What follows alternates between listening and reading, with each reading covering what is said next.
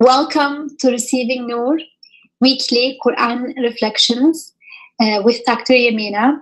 We are continuing to a journey in Surah Al-Mulk, and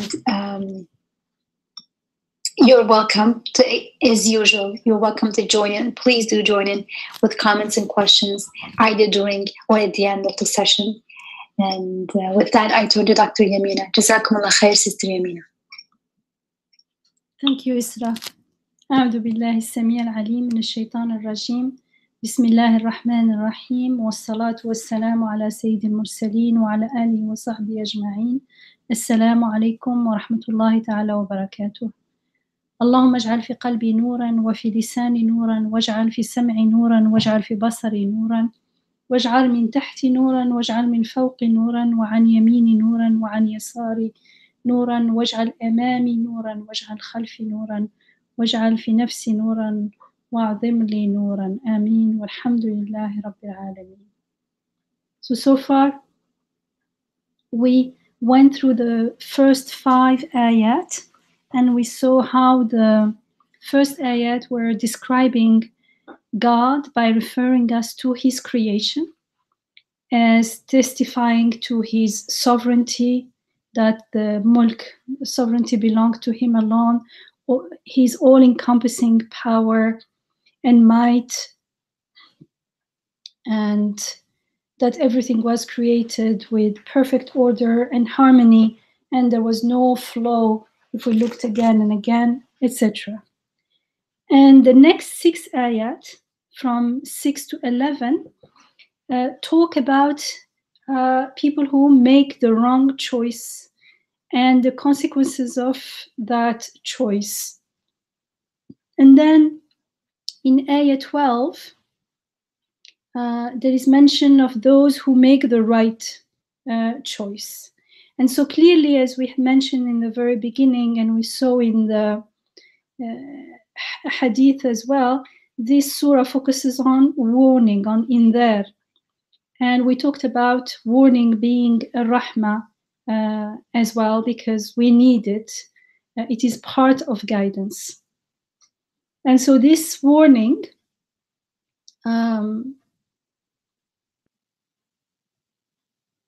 part of the warning is the description of the painful end of those who are unaware of their Rabb in the hereafter. And to some extent in this life, of course. And this is a rahmah for those who care, of course, those who take divine guidance seriously, those who take their life seriously. And so it's clearly the speech you will see, inshallah, I'll share from ayah 6 to 11. It's all descriptions of hellfire and people of hellfire.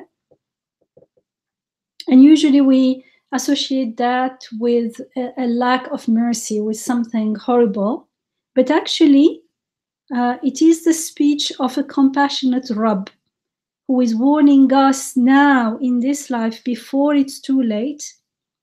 And maybe that time also someone gave the example of the deadly skull symbol to warn about the danger. And would we complain that the symbol is not pretty or that it's frightening? That's the point of the warning. I mean, even people who can't read, there is no need to read. The symbol is so scary, we can understand, or we deduce, even a child can deduce that it's danger zone. And isn't that good? Imagine if there were no warning and people were harmed. Then it would be, it won't be nice. I mean, people will have the right to sue, right? So warning from real danger is wisdom, and it is rahmah, it is compassion, and it is guidance, and it is fulfilling a need, that need in us, that needs for safety. And the greater the danger, the greater the warning needs to be. So let's not foolishly complain about hellfire being mentioned in the in the Quran, or being embarrassed, like, oh, a passage about hellfire, what am I going to do? How am I going to share it with someone else? Instead, let's pause and reflect and realize that if there is a need for such stern warnings, it means that the situation is truly, truly very serious. Imagine this concerns our happiness in this world, and more importantly, in our eternal life in Akhirah, in the hereafter. So what is at stake is so important that the warning has to match up to the issue at hand. So inshallah, we'll read and listen to the message of the Quran in this passage with this reality in mind, inshallah.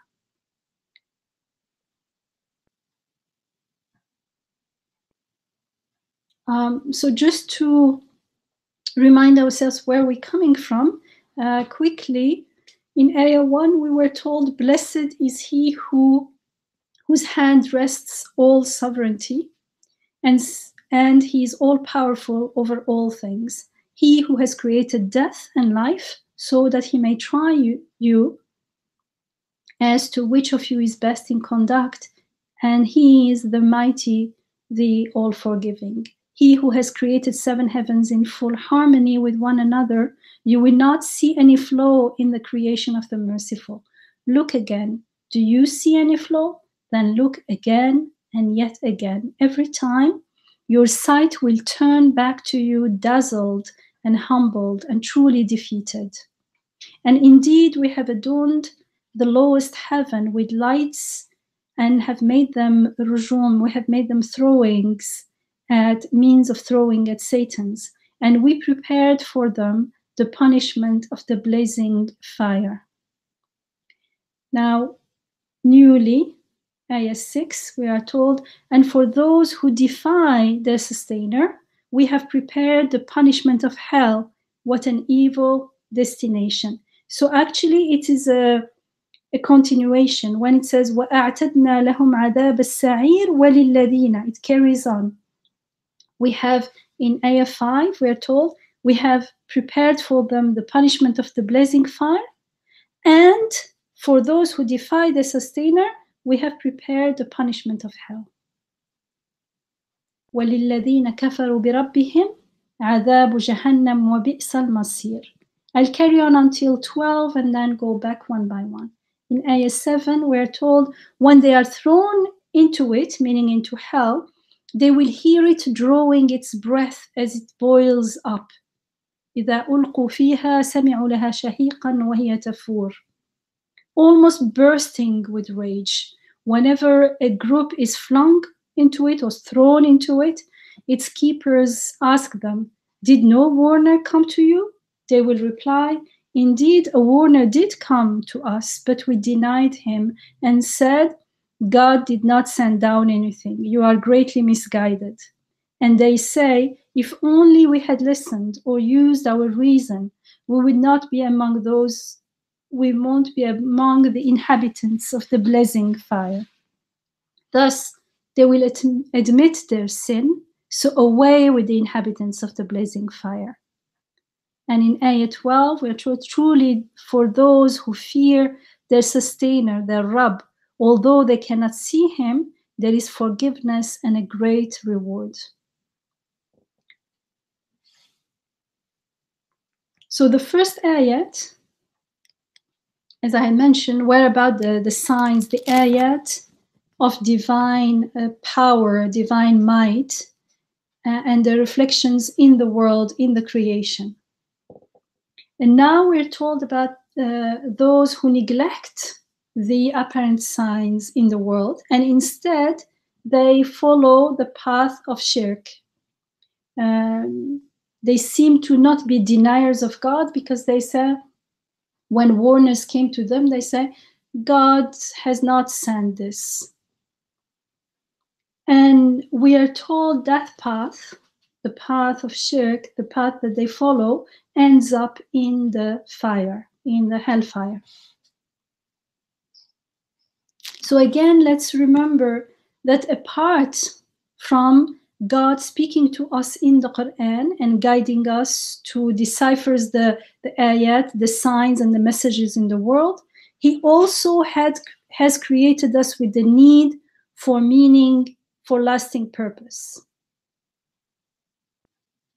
Why I'm feeling the need to say this is because it shouldn't sound like the Quran came with a message, and those who deny it, they end up in hellfire. It's not that simple. There is something going on here. There is the God speaking to us in the Quran. The Quran is always referring us back to the creation, to something we can observe, something we're experiencing on a daily level, on a daily basis. The Rububiyyah is something we live and experience here and now, always.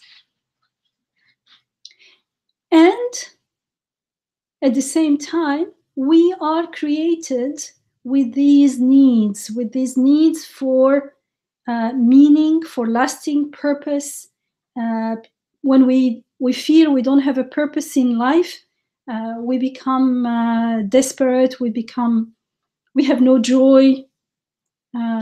Life has no meaning.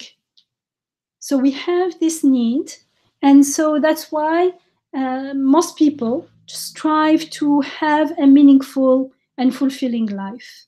And when we do not seek the truth, when we do not seek the true purpose of life, then we make up meanings, we make up purposes for ourselves. But the fact is that we long for everything good and meaningful to be lasting.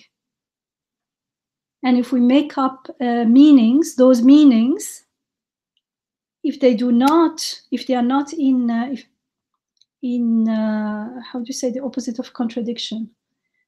In alignment, if they are with the reality, if they are false, then we set up ourselves to being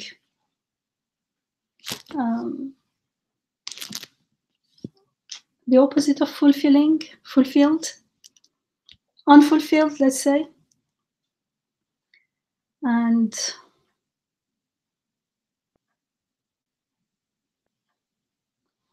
yeah, so this is important, that we long for everything good and meaningful to be lasting, and we have this need for purpose and meaning and a fulfilling life.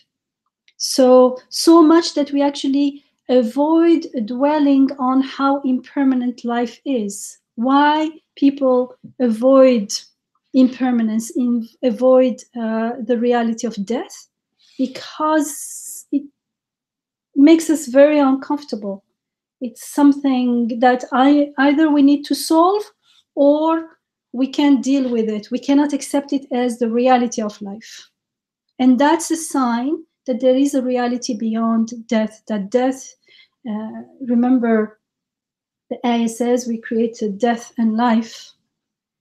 They are created, and it is in that contrast of the death and life cycle that there is, they function as an ayah indicating something beyond, indicating the source of eternal life, indicating our Rabb, the giver of life.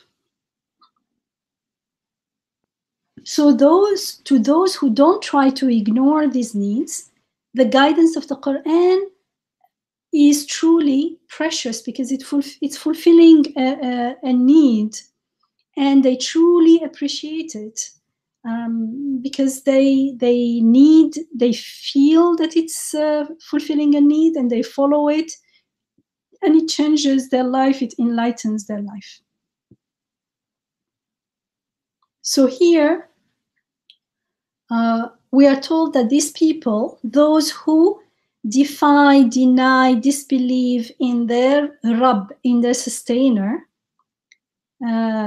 we have prepared the punishment of hell. And what an evil destination, وَبِئْسَ الْمَصِيرُ. So we are told that those who defy or disbelieve in their Rabb and are ungrateful to him, remember the word kafara, kafaru here, it's the plural, they made the kafara. Only one person singular is kafara, is to cover, to conceal something. And especially in this context, in the context of the Quran, is to conceal the truth with falsehood. And often in the Quran, it's also juxtaposed with shakara, which is to be grateful. So kafara is being ungrateful by hiding and covering the truth with falsehood. So these people, they disbelieve in their Rabb and they are ungrateful to their Rabb. And it's important that the words used here is not God, Allah, but Rabb. Because we know our Rabb to the extent we admit and acknowledge being Abd. Well, God is general. People talk about God when you don't know exactly what they mean. But Rabb is much more specific. And when we talk about Rabb, what comes to our mind is Abd, because we see Rububiyyah in the mirror of our Ubudiyyah. We recognize and acknowledge our Rabb to the extent that we admit and acknowledge that we have endless needs. And at the same time, we have no strength and no power to take care of those needs. Yet, our needs are being taken care of so easily, so smoothly. I always give the example of breathing. For me, it's a miracle. It's not only about the respiratory system inside us, but also the air outside provided. Think about blood circulation. Think about digestion. It's not only the digestive system, but also the food being provided for us out there. It's being made out there with its shapes and colors and tastes. And this food, in order to grow, you need all the seasons, the solar system, lots of things, huge things are being involved in this rububiyyah. Our brain, our eyes, we've been given eyes, and they have to be connected to the brain, and we have to be alive in order to see. But there is also the light out there and things to see, and subhanallah. So there's so many things, and the more we realize that, the more we reflect on our ubudiyyah, on our needs and how they are miraculously being taken care of, the more we can witness and testify the rububiyyah in action. And then we can see that we can project that understanding to the rest of the world and see the rububiyyah in everything around us. And that's why it is important to believe in God as our Rabb. And these people, وَلِلَّذِينَ كَفَرُوا بِرَبِّهِمْ, to those who, or for those who disbelieve and deny their sustainer, their Rabb, for them the punishment of hell has been prepared.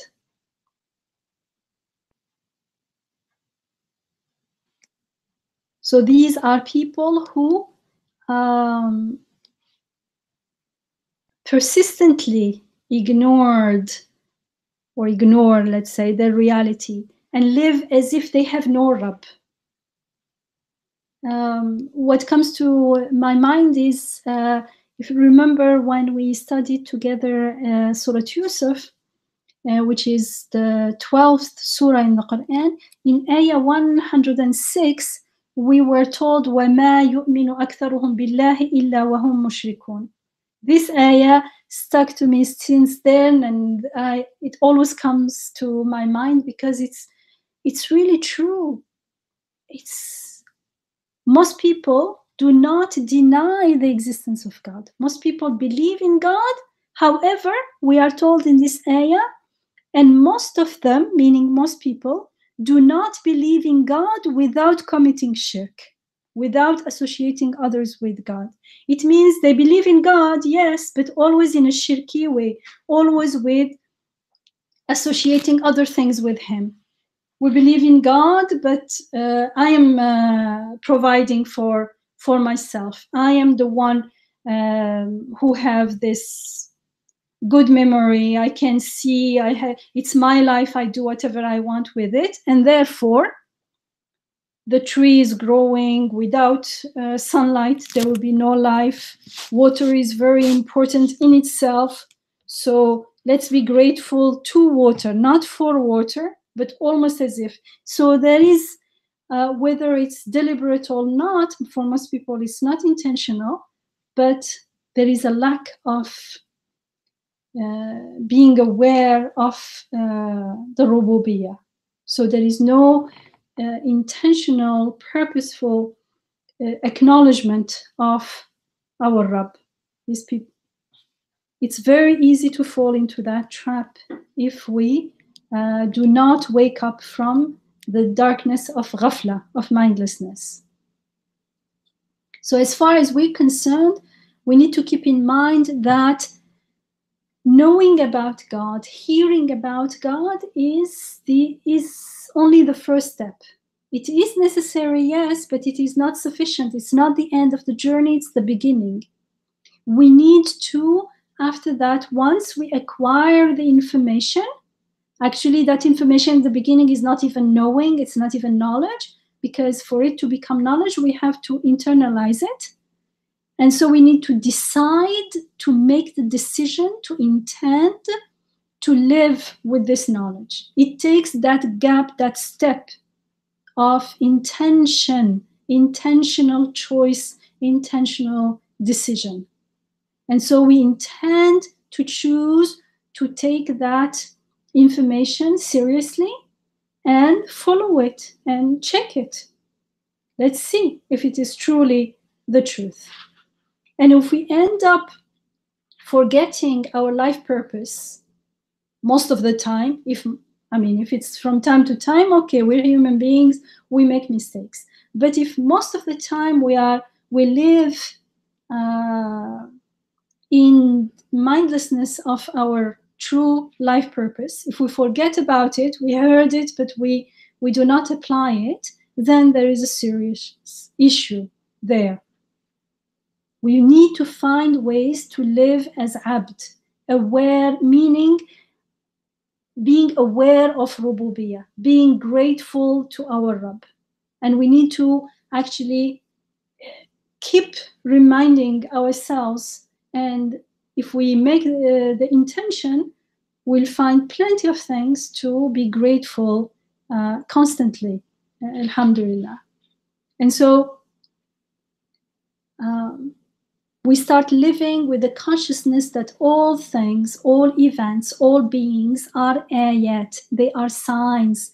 They are messengers. They carry messages from God, from the alam al-ghayb, from the unseen to us. And that means that whatever happens to us, around us, it happens with purpose, it happens with meaning, it happens with wisdom, with compassion. Nothing just happens just like that, haphazardly, randomly, as if.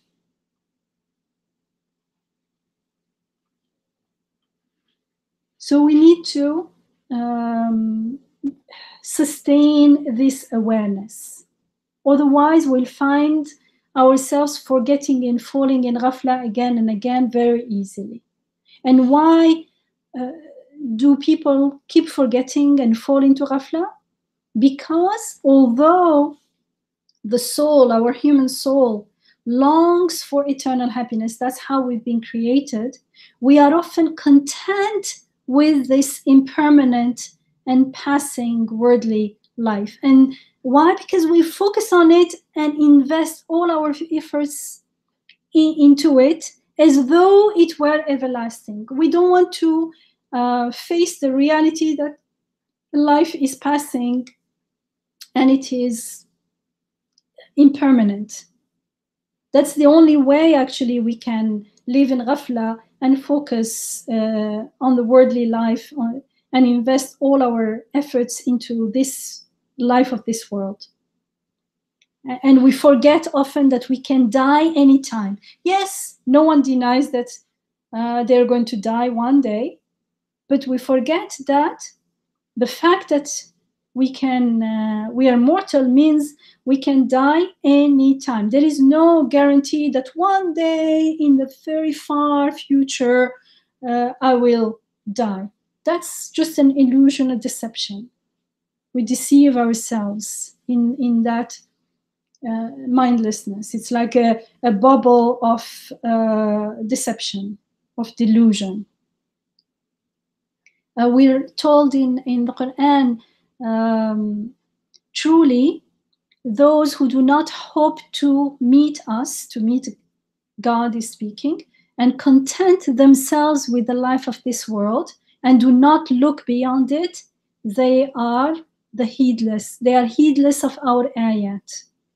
إن الذين لا يرجون لقاءنا ورضوا بالحياة الدنيا واطمأنوا بها والذين هم عن آياتنا غافلون.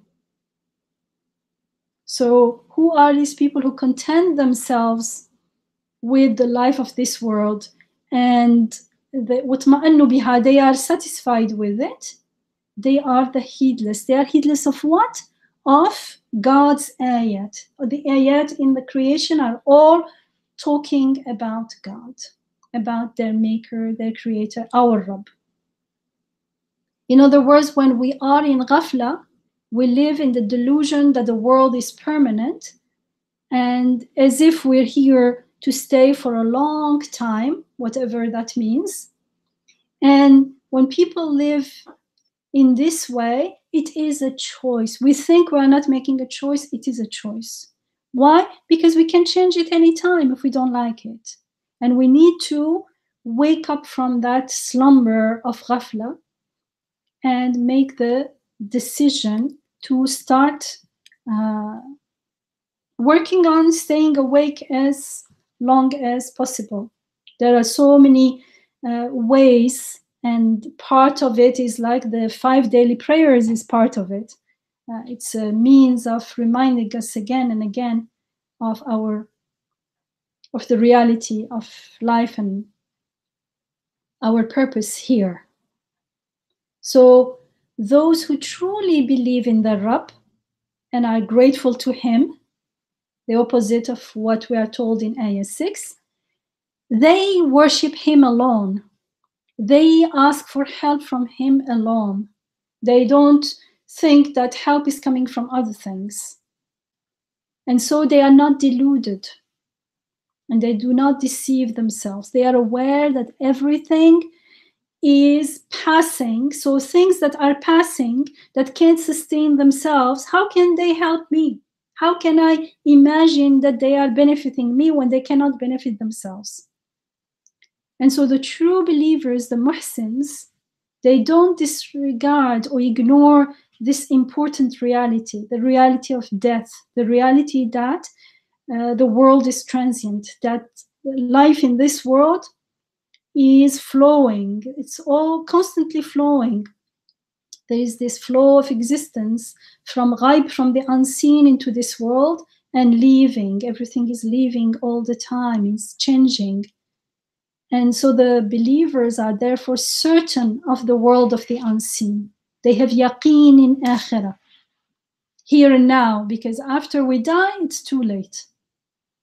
And that's why this ayat are telling us about hell, about what will happen after death. If we follow this path, what will happen? If we follow the other path, what will happen? It's a message, it's guidance for us now, because after it happens, it's too late. We can't go back. And so the true believers, they know, they have yaqeen, and they know that they are ibad totally, because they are aware that they are totally dependent on their Rabb's sustaining them. And they appreciate his guidance in understanding his ayat and his messages. So when they hear the message of the prophets, they listen attentively and they are eager to apply it to their life. And then they experience for themselves that the message is indeed haqq, it is the truth. Whereas the mindless, al-ghafilun, they forget that everything is passing, impermanent, that life is fani. They are unaware that there is only here and now. And so they live in the world as though it were permanent. This is very important.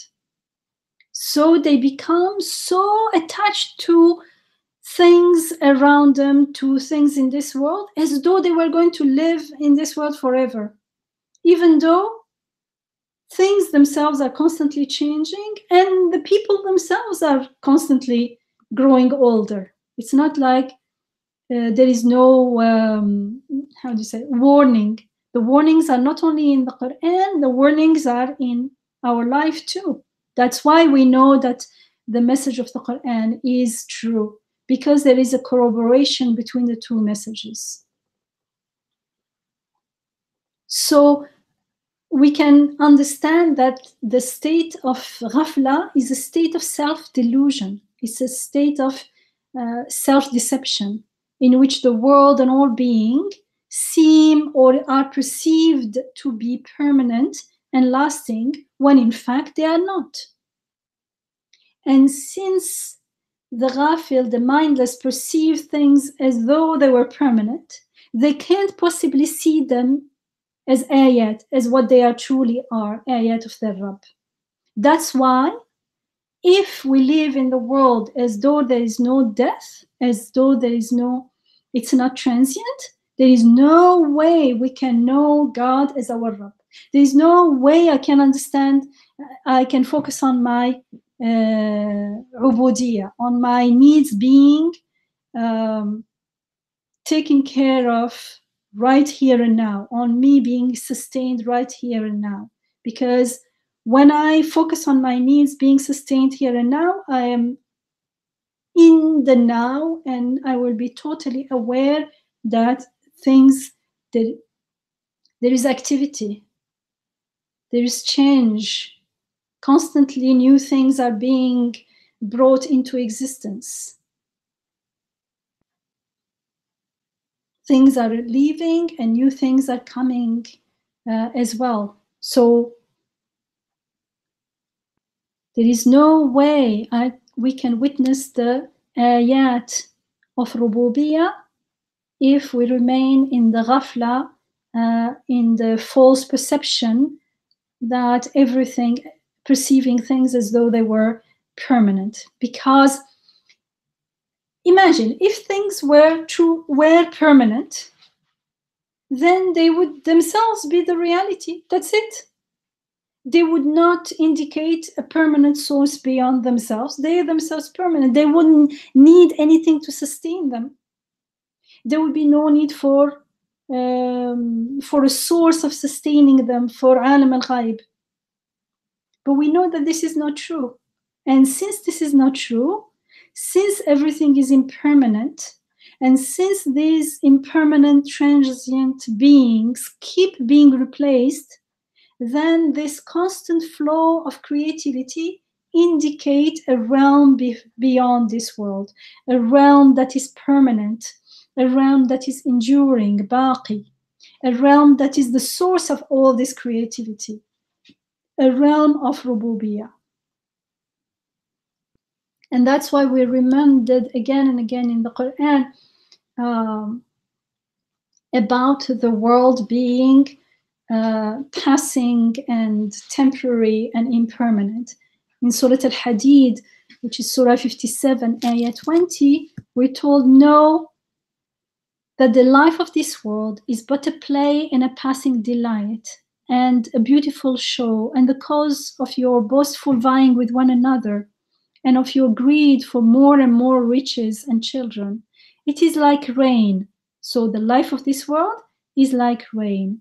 It causes herbage to grow and delight the tillers of the soil, but then it withers and turns yellow, and in the end it crumbles into dust. The life of this world is nothing but an enjoyment of self-delusion. وَمَا الْحَيَاةُ الدُّنْيَا إِلَّا مَتَاعُ الْغُرُورِ. And this is an expression that is repeated in the Quran because it's important. In another ayah in Surah Al-Kahf, Surah 18, ayah 45, we are told, and the life of this world is like the water which we send down from the sky and which is absorbed by the plants of the earth. But in time they turn into dry stubble, which the winds blow away freely. And it is God alone who determines all things. We can only understand that God alone only determines all things because everything is like dry stubble and nothing lasts. Because if they were lasted and were permanent in themselves, there would be no way we could see beyond them. They would not function as ayat for us. We would just say this is a reality. And that's what happens in the deluded perception of the ghafil, of ghafla. So in ayah 6, we were told for those who disbelieve or deny their sustainers, their Rabb, we have prepared the punishment of hell. What an evil destination. And ayah 7 is, when they are thrown into it, into hell, they will hear it drawing its breath as it boils up.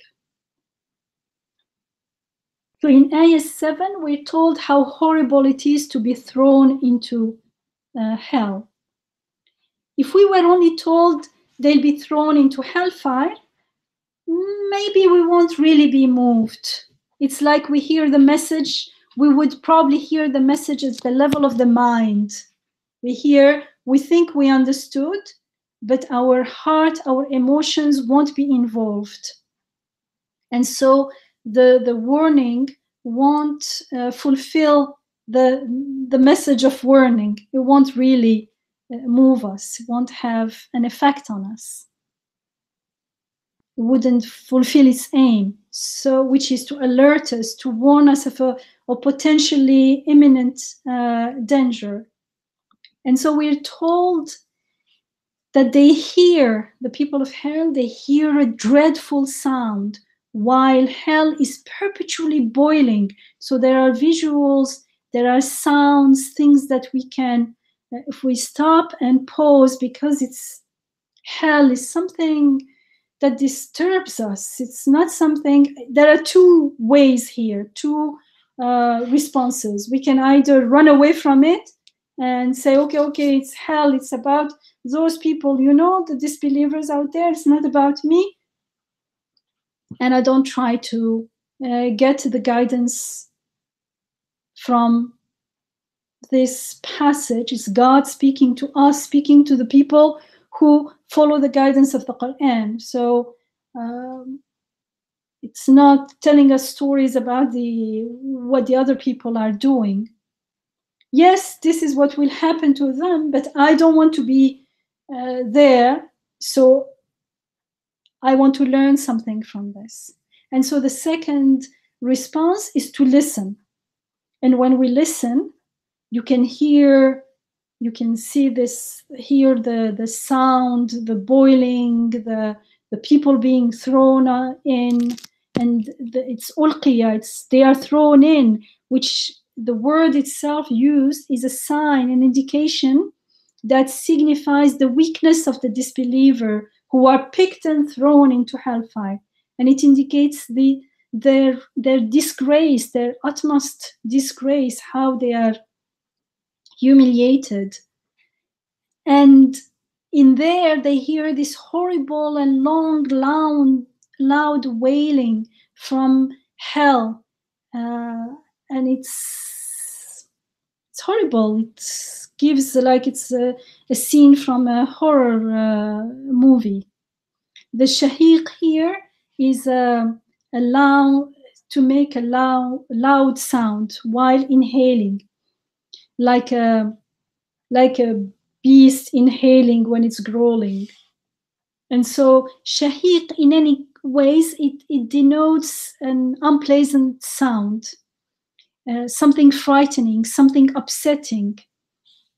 And the aim here again is to make us feel the warning. And inshallah, we're more likely to take it to heart then. So that's why the description speaks not only to our reason, but to our senses, to our feelings. So we're more likely to be affected and moved to, inshallah, make the right choice and take action accordingly. And in Ayah 8, we are told, so in Ayah 7, it was, when they are thrown into hell, they will hear it drawing its breath as it boils up, almost bursting with rage. Ayah 8 is almost birth. So hell is almost boiling and like bursting with rage. And whenever a group is thrown into it, its keepers ask them, did no warner come to you? So again, the description is taken a step further in Ayah 8, where hell itself is intensely angry at these people. We're told that it's almost burst. It seems like something like a huge vessel standing on a blazing fire, boiling to such a point that it may break into pieces at any time, or like a person raging and shouting in a way that it appears like almost on the verge of explosion. And so it makes us like, stop, and what's going on? There is lots of anger going on here. And you can imagine right now what came to my mind is these people, when they are faced with the reality that they wasted all their life, they lived in vain, they are going to be very angry at themselves. I mean, we can have very simple, small examples. If we do something and then realize that we were being foolish, we get angry. Sometimes people look that they are angry at others, at things around them, at people around them, but truly, people are angry at themselves. How could I make a fool of myself? How could I be so foolish? And what more foolish is it than waste all this precious life in this world for nothing and have nothing in akhirah? That itself is hell. And I feel like there is a connection with rage, with this. And that's why hell itself is full of bursting with rage.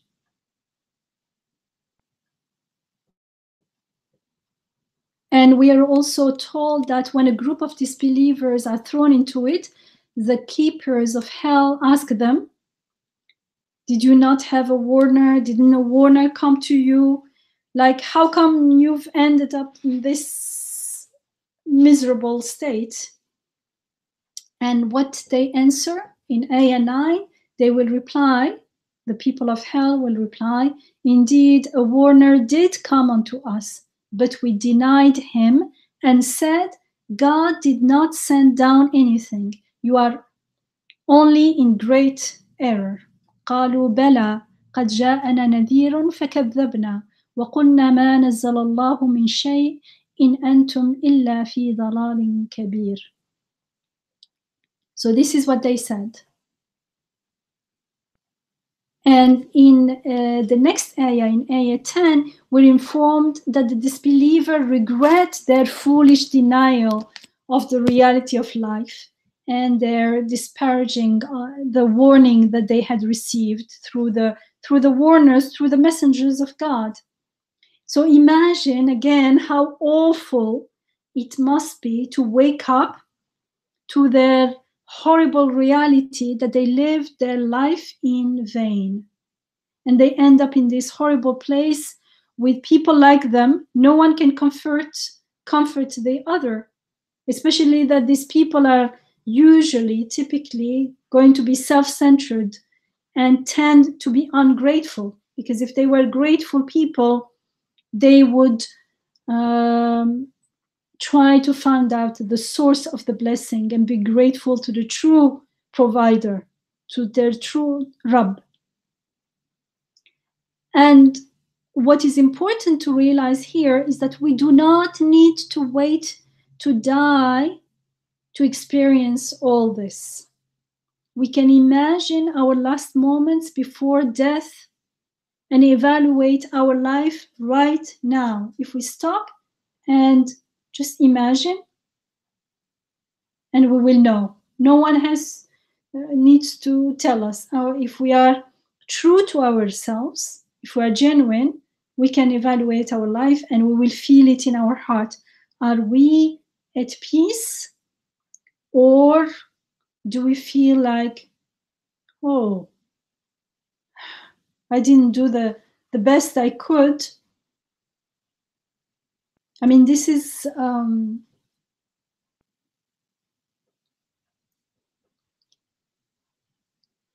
it's like I was saying before, there is the message of the Quran and there is the fitrah.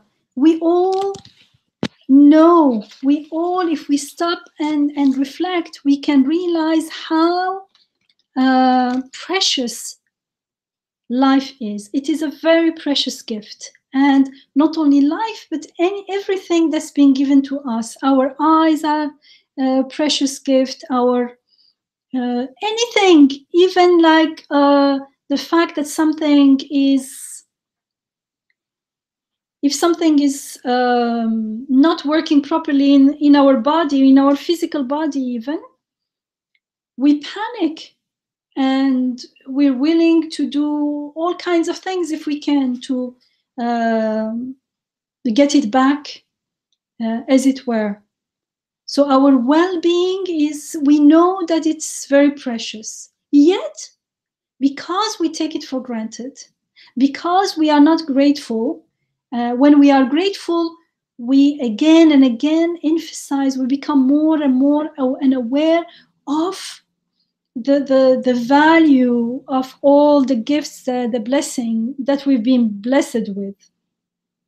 But when we are ungrateful, when we are in that state, when we take things for granted, then although deep down we know it's very precious, we use the most precious thing we have, our life, our time.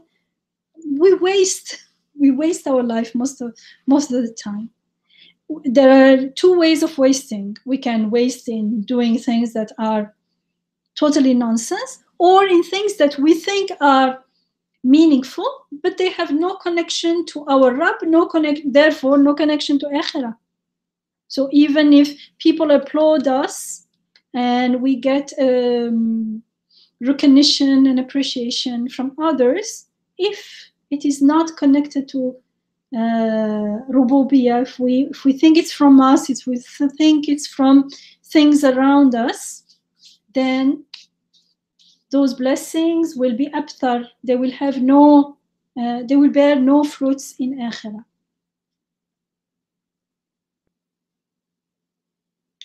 So we can read all these messages, all this as guidance for us here and now, because it's not only telling us what will happen after death and what will happen. Usually people think it's about what will happen to some other people out there after their death. Yeah, true. But so, how do I benefit from that reading? So I want to always emphasize again and again that this message is guidance for me, for us here and now, inshallah, and to be grateful for this guidance. And how do we show our gratitude? By performing it, by practicing it, by living it, by following it, inshallah. So in Ayah 10, we are told, and they say, so they were asked, didn't any warner come to you? And they said, yes, but we denied. And then they carry on and they add, if only we had listened or used our reason, we would not be among the inhabitants of the blazing fire. وقالوا لو كنا نسمع أو نعقل ما كنا في أصحاب السعير. And it's the same blazing fire as was mentioned in Ayah 5. It's important here, it's interesting that what they are saying, it means what we are told is that why are they in the blazing fire? Because they did not listen and they did not use their reason. Naqilu here is from aql. It's from the same root as aqala. And aql, the primary meaning of aql, it's intellect, reason, but it also means that which is used to restrain, to restrict something. And this is understood that our intellect, our reason, is supposed to restrain us from being foolish and acting foolishly. And so these faculties here, hearing and reasoning, in other places in the Quran, seeing is also often mentioned together with hearing, but here it's only hearing and reasoning. They are important, and that's why they are repeatedly referred to in the Quran. And human beings is even described in the Quran as Sami'an Basira. Sami' and Basir are names of God. But once in Surah Al-Insan, in a surah that's called the human being, Surah 76, in the second ayah we are told, إِنَّ خَلَقْنَا الْإِنسَانَ مِن نُطْفَةٍ أَمْشَاجٍ نَبْتَلِيهِ فَجَعَلْنَاهُ سَمِيعًا بَصِيرًا. Truly, it is we who have created human beings out of a drop of sperm intermingled, so that we may try him. So we have been created in order to be tried, and therefore we have endowed him with hearing and sight. So we have been made hearer, or actually the Arabic is not, it's a, okay, it's a difficult. In Arabic it's we have made him a hearer, seer. And why have we been endowed with hearing and sight? Because we are being tried. It means we have a responsibility. It means there is a choice to make. There is something to understand. That's why we were given. We were not given hear and sight to use. They are mine. I do whatever I want with it. I look at whatever I want. I hear whatever I want. No. When we do, we need to make istighfar and ask for forgiveness because they are not ours. And again, because usually people are not aware of their Rabb, because they are not aware of their ubudiyah, their being abd, they think that, oh, how am I going to confirm this now? Because it seems in that bubble of ghafla that somehow I was created. I don't know how, when, at the beginning, but now I look at myself. I decide what to do with my life. It's my body, my life, my eyes, my seeing, my hearing. That's how it seems when we live in ghafla. And so when we are told something like this, it seems it doesn't reach the heart. It doesn't get into the heart. We can't feel it. But when we start becoming aware of our needs being taken care of here and now, And so we start testifying and witnessing the rububiyah. Now we can make the shahada truly and not just claim it, make a statement, but we actually witness the rububiyah. Then I can see that my hearing and my sight are not mine. I don't know how I'm seeing. It is seeing, I'm being made to see, I'm being made to hear. Anytime I can lose it because I have no control over them. The control is only his. Al-Mulk, the sovereignty belongs to him. And the control belongs to him only. And so I understand that it's not mine, and therefore, when I use it in selfish ways, in not in the best way to fulfill the purpose of my life, I make istighfar, I ask for forgiveness, I make tawbah. And when I'm using it in the way it's supposed to be used, I am grateful. I praise God that He gave me that opportunity, because I can't do it myself, because I'm aware that I can't even see myself.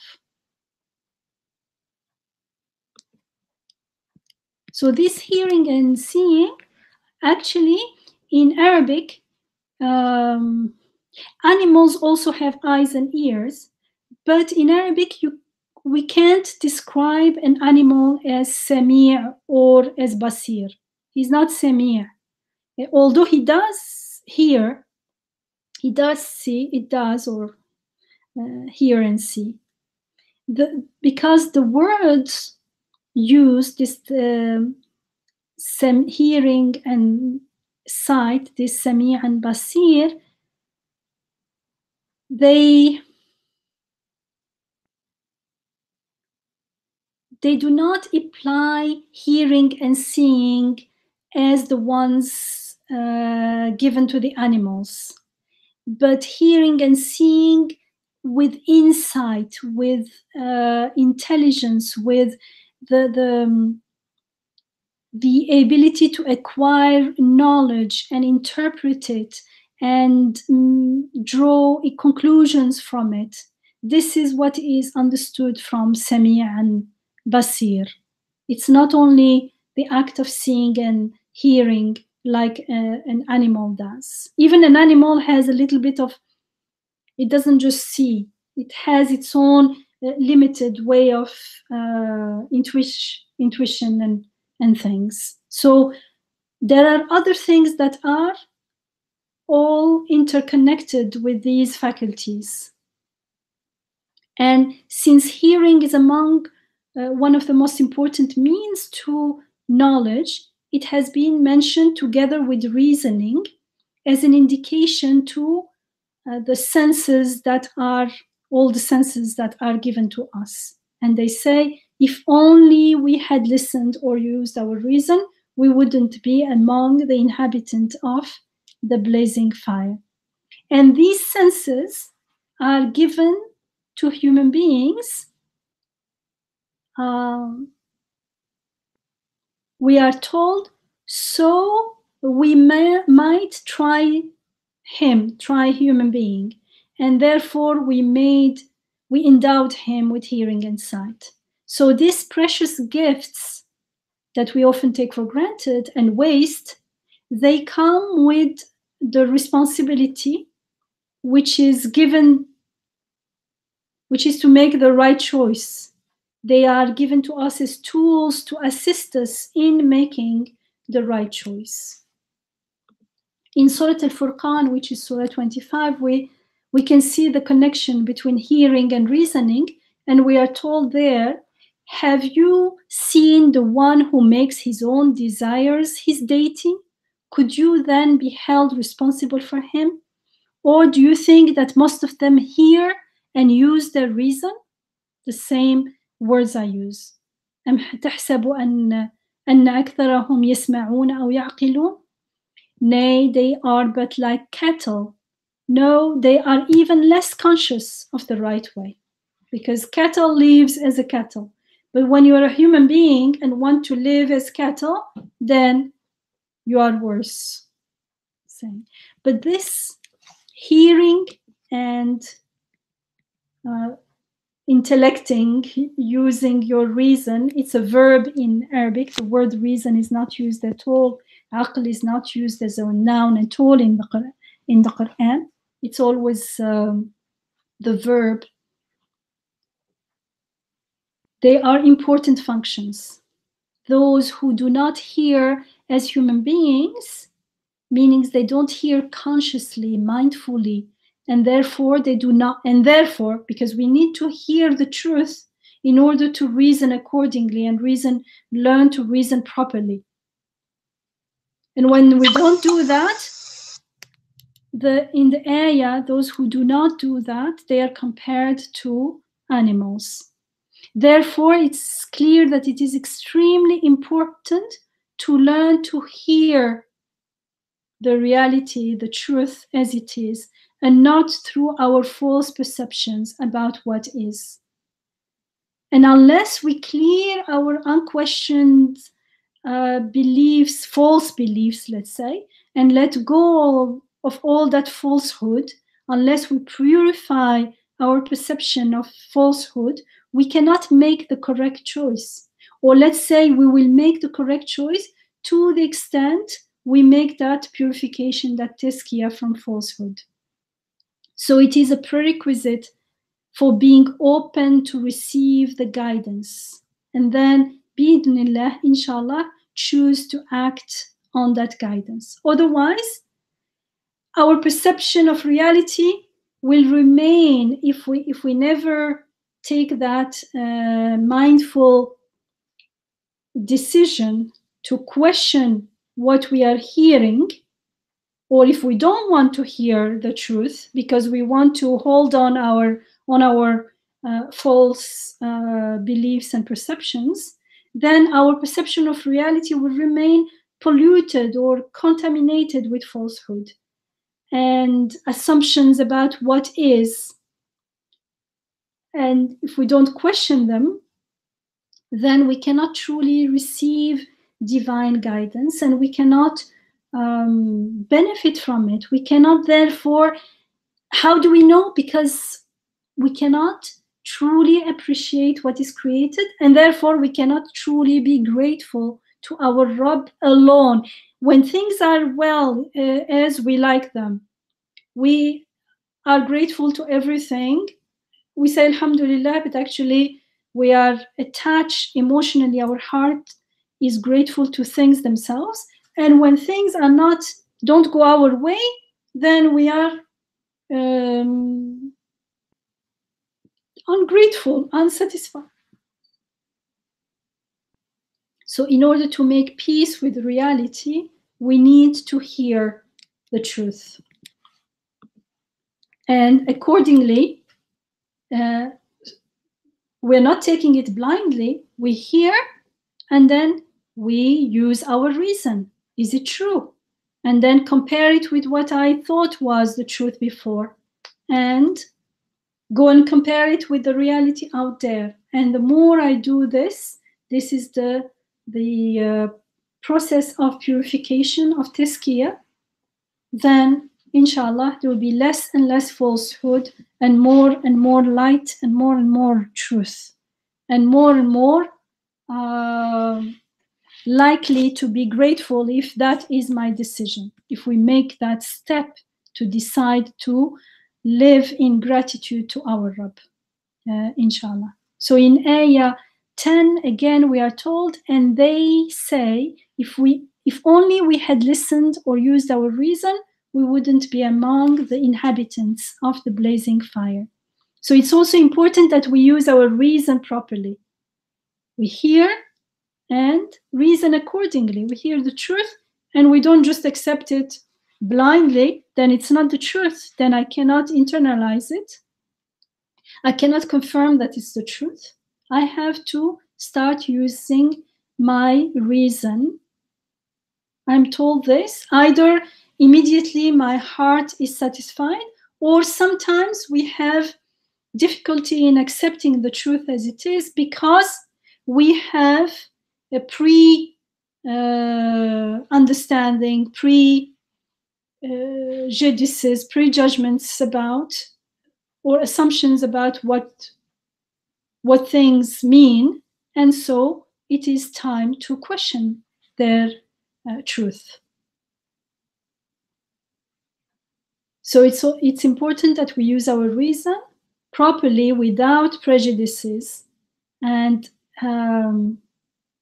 we need that to be open to listen. We need to be, and that's why listening is mentioned first in the ayah, not only in this ayah, as we saw, it's mentioned in other places in the Quran. And this aql, this reason, as I said, it appears in the Quran as a verb. It occurs 49 times in the Quran. The ayat of our Rabb, for instance, we are told they are ayat for the people who use their reason again and again. Inna fi dhalika la ayatin liqawmin ya'qilun. It is repeated in the Quran. We are told also that the parable of those who disbelieve is that of one who cries to that which hears only a call and a shout, deaf, dumb, and blind. They do not use their reason. So the disbeliever is like the one who cries to something that doesn't, which hears only a call and a shout. Like they are like deaf, dumb, and blind. They do it. Why? Because they don't use their reason. And in Surah Al-Anfal, which is Surah 8, from Ayah 20 to 24, we are told, O you who have believed, pay heed unto God and His Messenger, and do not turn away from Him now that you are listening. You started listening, don't have to pretend that you didn't hear anything. And do not be like those who say, we have heard, while they were not listening. Truly, the worst creatures in the sight of God are the deaf, the dumb, who do not use their reason. And if God had known there was anything good in them, He would have made them hear, but even if He had, they would still have turned away in rejection. O you who have believed, respond to God and the Messenger when He calls you onto what that gives you life. And know that God comes between a man and his heart, and that unto Him you shall be gathered. Subhanallah. So you see this listening and using our reason, ya'qilun, appears a lot together. And the worst creature in the sight of God is the one who doesn't listen. It's like he's deaf, dumb, and do not use their reason. It doesn't mean that they are deaf of ear. They are deaf of intention. Because they reject the reality. Either most people don't reject the truth intentionally, but by default, by not welcoming the truth, by not appreciating it, by not following it, by not making it, giving it like the valuing it, they are actually rejecting. We can be rejecting without realizing, because we say, oh yes, very good, and then we go and do something totally unrelated or totally focused and in the life of this world, for this world, nothing to do with akhirah. That's a rejection of the truth. It doesn't have to be conscious, intended rejection. So we have to be careful. That's why 5 times a day during the prayers, we ask for guidance and we ask for help from our Rabb. Because it's easy to deviate from the straight path. And in order to remain in the straight path, we cannot take it for granted. We have to keep asserting our gratitude again and again. That's why in Al-Fatiha we start with Alhamd. Alhamdulillahi Rabbil Alameen. Praise and thanks belong only to God. Because He, all mercy, all compassion, everything good comes from Him alone. He is the Rabbul Alameen. He's the Rabb of everything. So these people, these disbelievers, did not listen, and therefore they did not use their reason. How they didn't use it in the way it needed to be used, where it needed to be used, as they themselves admit in Ayah 8. In Ayah 10. And this means also that deep down, people know what they're up to. Only in the hereafter, there is no choice. We have no choice there because everyone has to face the reality. Whereas here, we're free to run away and avoid the reality, or to stay there and face it and make the right choice intentionally. So deep down, we all know whether we are listening and using our reasoning accordingly, or when we are not using our reason properly, we are using our reason. Our reason is always working, but we use it to make excuses for ourselves. Why we are busy, why we can't do this, why we can't give charity, why we are busy with work, with life, why we are victims of this and that. We have all kinds of reasoning, but all in the wrong way for the wrong purpose. If we just switch at the beginning, in the beginning it's going to be a little bit hard because it's uncomfortable, because we're not used to it. But then it becomes easier and easier, and we start enjoying. Can you imagine being grateful to our Rabb and witnessing the blessings, the layers and layers and layers of blessings everywhere within us, without us?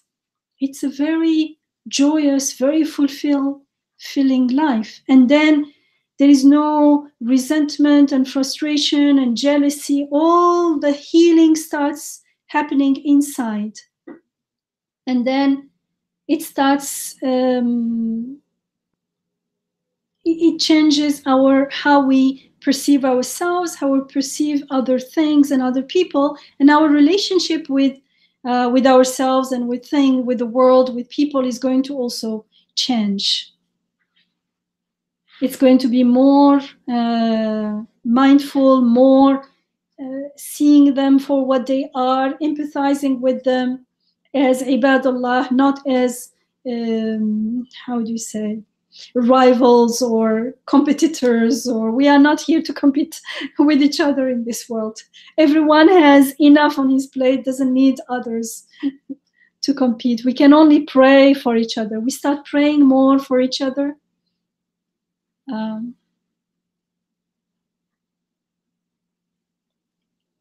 So this was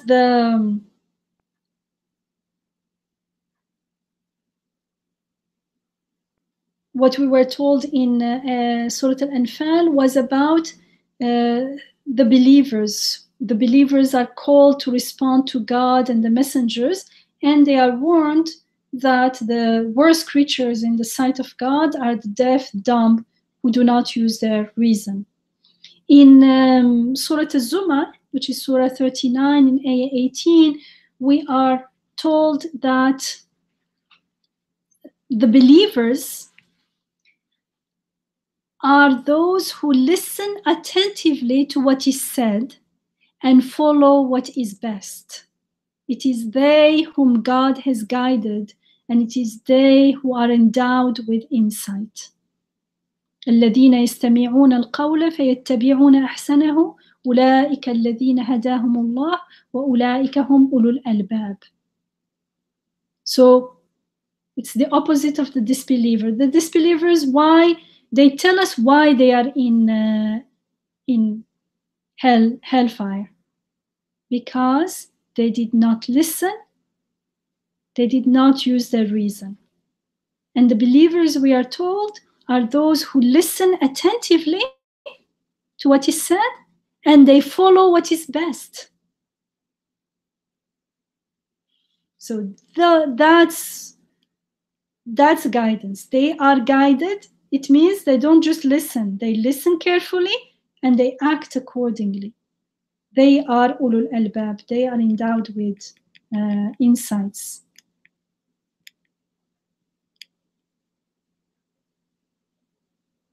And in Ayah 11, we are told, thus they admit their sins.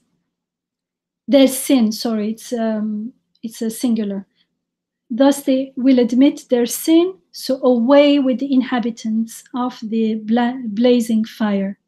And the sin is mentioned in Ayah 6, which was the kafaru, the disbelieving, the defying their Rabb and being ungrateful to their Rabb. And suhqan here is suhqan li ashab al-sa'ir. Suhqan is to want to get away from something which is devoid of any goodness, any blessing. And here it connotes being remote from the divine, from divine mercy, from divine goodness, from perfect anything good from God. And so فَسُحْقًا لِأَصْحَابِ السَّعِيرِ, in a way it's understood that the people of hell are deprived from divine mercy. And suhqan is maf'ul mutlaq. It's a kind of exclamation and it gives an extra emphasis. So it gives that meaning or that connotation that these people are totally remote from divine mercy. And we can understand why they are remote from divine mercy. It's because in this world they didn't see whatever they enjoyed, the blessings and the gifts they enjoyed, they did not recognize them. They didn't know, at least they did not acknowledge them as gifts from divine mercy. And so they will actually get exactly what they claimed. And because they lived in disconnection with their Rabb, there they will be told, okay, you thought it was things themselves? There it is. Get your things, all of them. See what will happen. There will be nothing, because things can't give what. An example that's given in the Quran is water. Water will be boiling and they will drink it, and it will never take care of their thirst, because water itself cannot do that. Here in this world, in this life, it is doing it bi'idni Rabbi. Otherwise, it is foolish. How can someone be so foolish to think that lifeless, unconscious water that needs to be sustained, that is created, can enter my body and give me life and satisfy my thirst? What am I claiming? I don't even know what I'm saying. Well, of course, we don't claim it in words. We don't articulate it, but that's how it feels. And those feelings are our reality. We are supposed to actually reflect and say, Subhanallah, that water, together as it is acting in my body, is reflecting the activity of Rububiyyah. Subhana Rabbi al-A'la, Subhana Rabbi al-Azim. and I prostrate and bow before my Rabb and be grateful to him alone. And so I truly say Alhamdulillah, and water becomes even more precious because it is an ayah from my Rabb to my Rabb, to his rububiyyah. So I don't just waste it. In ghafla, there is that contradiction. Water is claimed to be this very important thing, but at the same time it is wasted because it doesn't have true meaning. Because deep down we know that if I can pay the bill, I'll do whatever I want with it. So there is that inner contradiction of shirk and ghafla, the shirk that flourishes and grows in that darkness of ghafla. Astaghfirullah. So we need to make istighfar and reflect and make tafakkur and use our reason and listen and use our reason. Is it true? Is it really so? Is this water really an ayah? How is it an ayah? And I have to understand it and feel it and taste it and experience it so that I can make the shahada. I make the shahada that there is la ilaha illallah. There is nothing worth worshipping except God. Water, it doesn't give me life or anything. Only God gives me life, satisfy my thirst through this water. So my hamd and praise and thanks goes to God alone. And water becomes my friend because we glorify God together. Water becomes my reminder. It reminds me, Yamina, I forgot again. Look, because it itself is making its tasbihat, it's glorifying God so openly, and it is testifying for me and helping me in my testimony, in my ubudiyah, in my ibadah, therefore, inshallah. And we need to do all this now before it's too late, because regret, these people are clearly the language used, the people of hell, has a connotation of regret, but regret on that day won't help. The only way to get rid of the sin is to make tawbah right now, to go back. Tawbah is to go back to God, to repent to God, to go back to him, to realize that he alone is our Rabb and nothing else. In Surah Al-Sajdah, which is Surah 32, in Ayah 12, we are told, and if only you could see when the guilty bent their heads low before their Rabb, before their sustainer. Our Rabb, we have seen and we have heard. So send us back that we shall do righteous good deeds. Truly now we are convinced. But of course, it's too late. Because in this world, we are given those opportunities again and again, every day. Every day there is a mini death as we sleep, and in the morning we are resurrected. And if we take it for granted, and we are not grateful when we wake up in the morning, if we are not at all that we woke up suddenly, how can we wake up? How can we sleep? All these things are so miraculous. They're all signs and ayat to God's power and his mercy.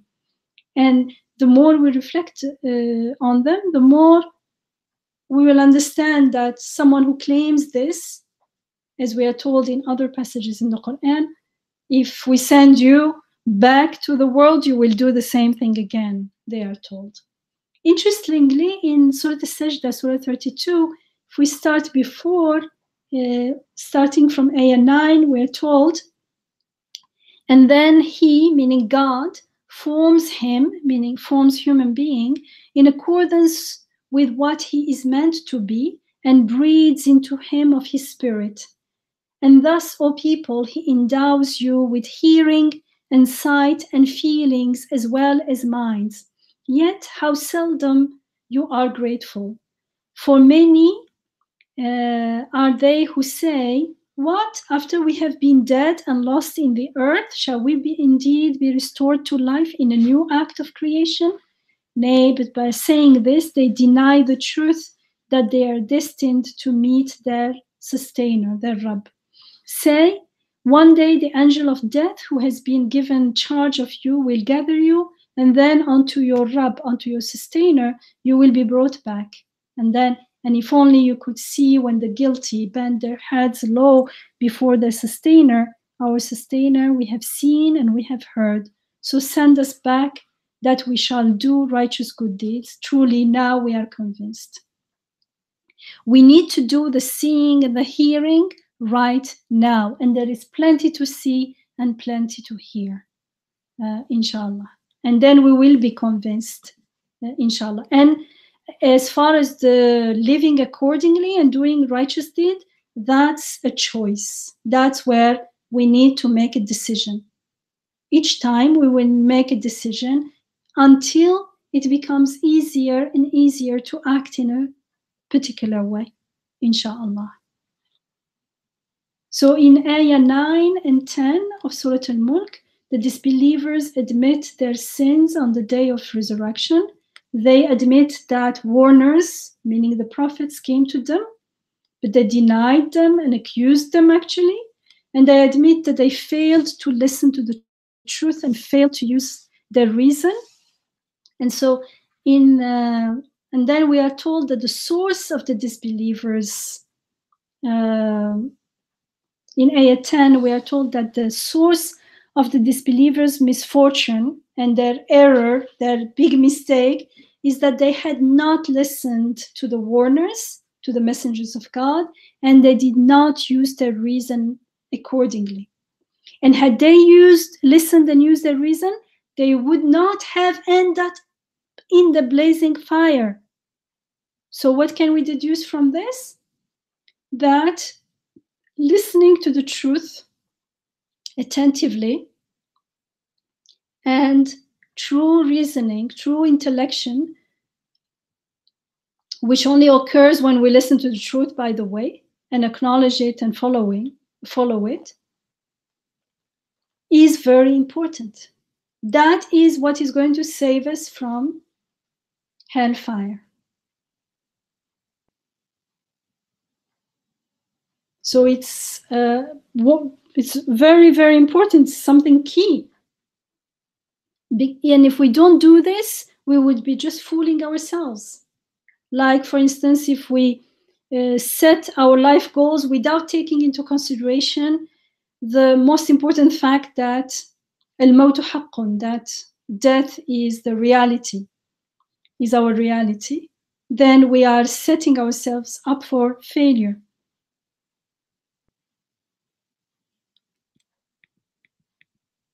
And we also understood that it makes sense that disbelievers end up in hell because they denied that the source of blessings, the source of barakah is God, is divine mercy. So they get what they believed in the hereafter. And consequently, they are deprived of divine mercy since they insisted on not acknowledging it in this world.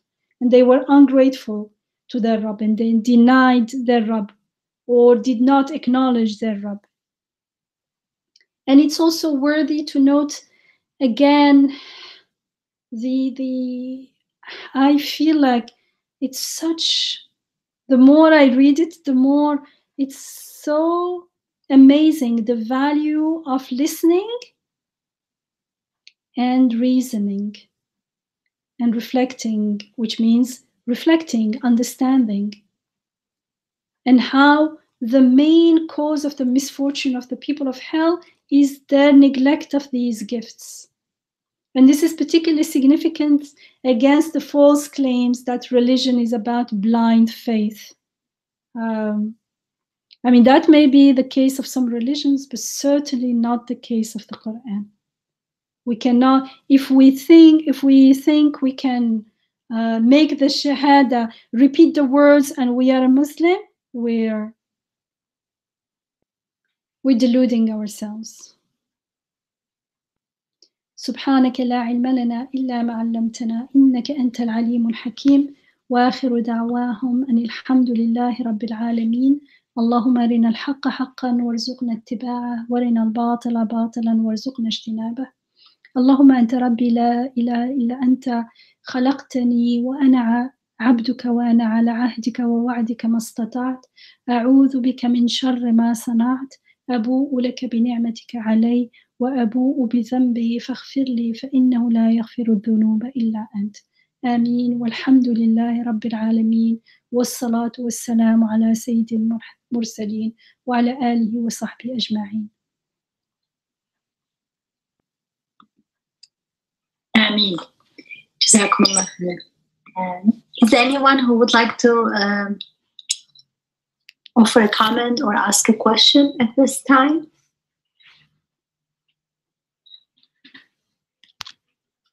Assalamu alaikum. Jazakumullah khair. As usual, such a beautiful and heart-filling, mashallah, session. Yamina, when you were speaking about like the difference between animals and human beings, like it even animals, they learn, like they learn from their experiences about how to hide, yes, how to get their prey. So they have like their ability to see and deduct takes them to a level, but it does not, like, we're supposed to go beyond that level of like deducting things that are helpful for us in this dunya.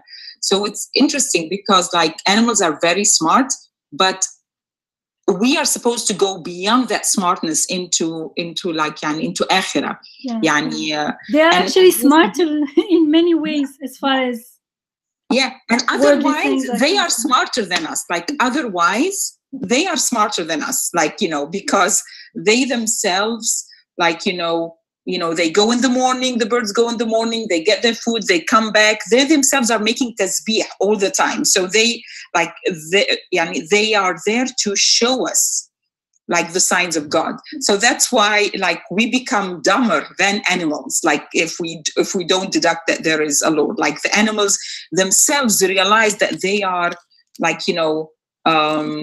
that they have a Lord, like they are following divine, divinity, like they realize it somehow, or at least that's my understanding from the Quran, that they have that understanding, and that when we don't even get close to animals, we are even dumber than them.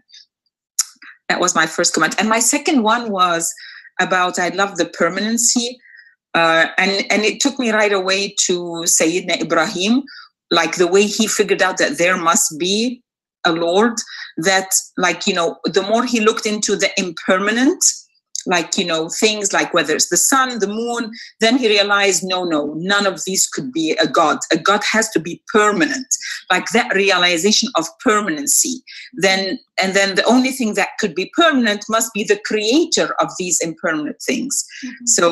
So I love the story of Sayyidina Ibrahim in that he shows us, that if you use your mind, then, and he did not have any, he had his fitra, and his fitra realized that a God has to be permanent, and none of these are permanent. And he was listening. He said, La uhibbul afilin. His heart, he was listening to the truth through.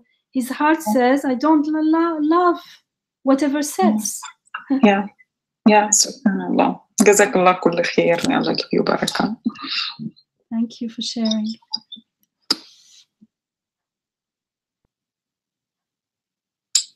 Any other comments or questions?